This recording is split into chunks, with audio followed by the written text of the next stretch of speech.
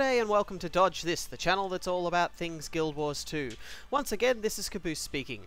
If you've been watching my previous videos, you've probably worked out by now that I'm a huge Guild Wars 2 fan. Naturally, like anyone who's excited about an upcoming release, I like to talk about it. However, a lot of people that I've attempted to converse with on the subject simply shoot me down before I can even get started by stating that Guild Wars 2 will fail. Thankfully, there are some nice enough to elaborate on why they believe this is so. Here is a list of the most common reasons I get. No endgame, no large-scale organised raids, no Holy Trinity, no subscription fee, no separate factions, not enough skills, you can kite anything to death, combat is not interesting enough, and not led by the nose.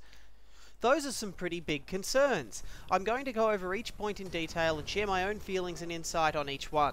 Hopefully this will aid you in deciding whether or not Guild Wars 2 will be something worth your attention. Even though I'm a self-proclaimed fanboy, I'll try my best to see both sides of each issue. The first point is that there will be no endgame. I'm not going to say that there is an endgame and it'll be awesome, because I don't know that. How could I possibly know that? In the first public beta you were only able to reach level 20, and in the second around 35. That's barely enough to get into the first available dungeon, let alone the endgame. For all I know, I could reach level 80 and that could be it. Bam! I've hit level 80 and now there's nothing more to do except the stuff I've missed. Except the stuff I missed. Emphasis on that. This is one of the key differences between Guild Wars 2 and other MMOs. You're actually going to want to go back and experience the things you missed. Guild Wars 2, in my opinion, and in the opinions of the developers for that matter, isn't about reaching max level. This game doesn't start at level 80, it starts at level 1. You don't have to rush off to get to the good stuff. You're never even forced to leave an area until you're ready. This is because your character is downscaled to the area you're currently in. You'll have an edge, especially in the starting areas, because you'll have access to more skills, but in my experience it's working out very well. You can't just power your way through an area that you've out-leveled. The monsters and events are still going to present a challenge. That reminds me, completionists beware. Guild Wars 2 keeps a track of all the major things in the game you can collect, namely skill points, points of interest, waypoints, and renowned hearts. You get experience each time you do one of these, as well as a big chunk of loot as a reward when you do all of them in any one map. So if you're the type of person who can't rest until you've completed a game, you're certainly going to get your money's worth out of Guild Wars 2. A completed state for an MMO that you're actually encouraged to aim for. Who'd have thought?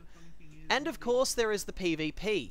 Now PvEers, hear me out for a moment. PvP in Guild Wars 2 is split into two major components. You have the structured PvP, which is the more traditional sort, and you have the world versus world. World versus world is a bizarre kind of hybrid between PvP and PvE. It even has its own skill points and points of interest on the maps, as well as dynamic quests-like rewards for participating in objectives such as escorting supplies and capturing bases. I'll go into details in another video, but even if you're not the type that's interested in PvP, you owe it to yourself to give World vs World a go. The first time myself and 4 other guildies tried World vs World, we ended up playing non-stop for over 6 hours. Structured PvP, on the other hand, is a more traditional style of PvP, as it features less players on a smaller map. There is only one game mode, Conquest, which loosely resembles the play mechanics from Capture the Hill found in traditional first-person shooters.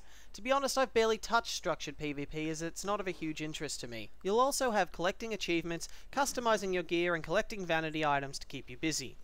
For me, World vs World alone is probably going to be enough to keep me playing once I hit level 80, but I'd be lying to myself if I said the idea of completing the map's major objectives didn't appeal to me.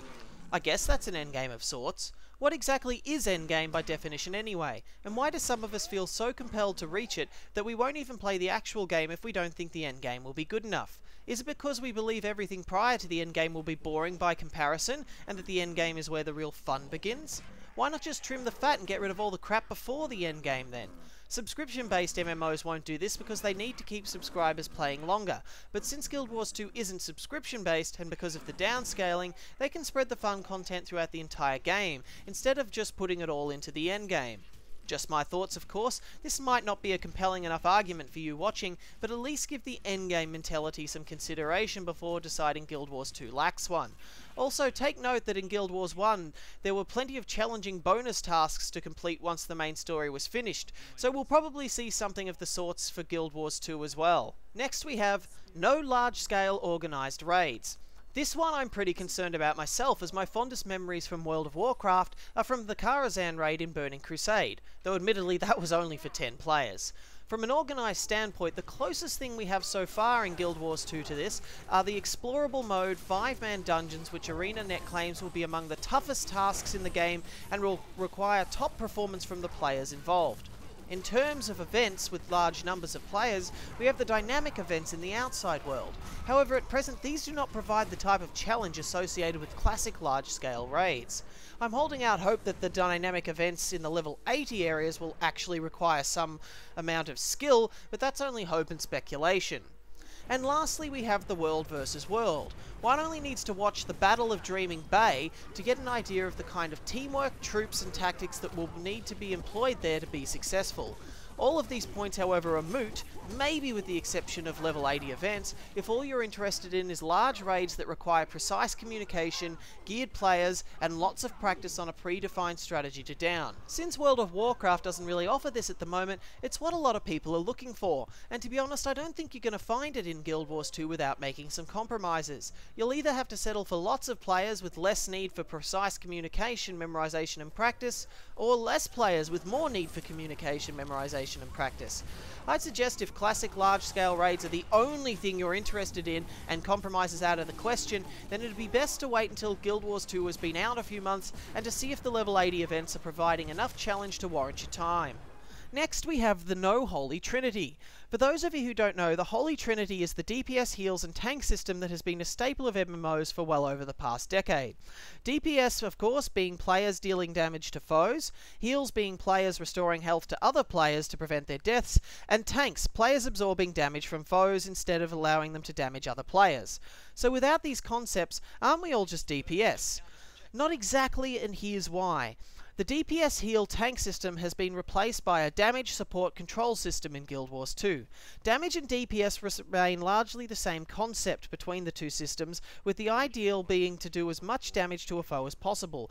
However, if you want to maximize group damage, you're going to have to use some support. While healing also falls into the support category in Guild Wars 2, it's only a small part of it. There are no player-targeted heals outside the ones you cast on yourself, unless you count reviving downed allies. So the idea is to prevent damage instead of healing through it. An example of defensive support would be a Guardian placing a barrier between him and his foes, while an example of offensive support would be applying a vulnerability debuff to an enemy. An Elementalist dropping a Conjured Ice Bow for his allies could be seen as both. Basically, things you can do to support the characters around you fall into the support category. Lastly, we have control. There are no tanks in Guild Wars 2, and as such, no class can just stand in front of a foe and absorb a beating. You need to use control to succeed. Blinding a foe so his next attack misses, kiting an enemy, slowing or stunning an ally's attacker so he can continue kiting are all examples of control. This is pretty much the equivalent to tanking in Guild Wars 2. What makes the system work, in my opinion, is you're never just doing one role. Even a ranged DPS can't just sit back and lob damage all day. At some point, attacks are going to come their way, if not the foe themselves, and they're going to have to employ some form of control to survive. Or an ally might become down and you're going to have to go help revive them. That, of course, is an example of support. The big plus to this system is that any class can provide support, control and DPS. There's now no need to bring one of each class in your group. In fact, ArenaNet has promised dungeons can be completed with 5 of the same class as long as they all bring a variation of skills to provide enough support, control and DPS to prevail. That's probably the biggest highlight of the system. No waiting around for that tank or healer to get your group going. At the end of the day though, if all you want to do is spam your rotation, taunt your foes, or click on the bars that aren't full, you're not going to be happy with Guild Wars 2 combat. However, I feel that the removal of the Trinity is a good thing, as it makes the combat a lot more hectic and unpredictable, and as a result exciting, and I believe most of the Guild Wars 2 beta feels the same way.